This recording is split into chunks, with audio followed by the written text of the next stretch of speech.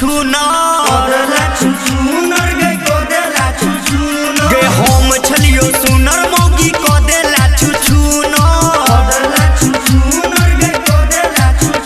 बात बुझली न माई तू तो को दली अन्यायी बात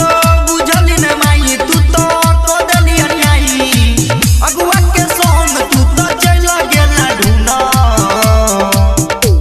गे हम छलियो सुनर मौगी को देला छुछुना गे हम छलियो सुनर मौगी को देला छुछुना डीजे सुमित सतीश रैनी रिकॉर्डिंग स्टूडियो गई नगद रुपया पर लालच के लही जिंदगी के हमर बर्बाद के लही गे माई सुना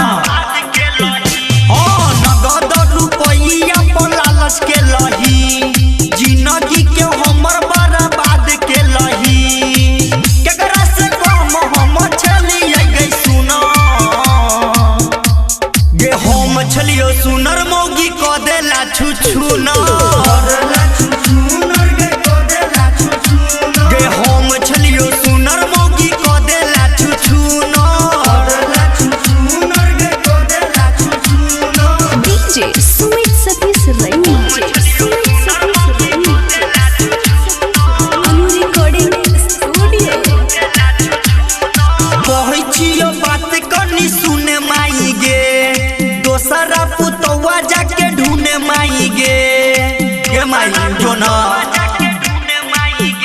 हाँ कहै छियो बात करनी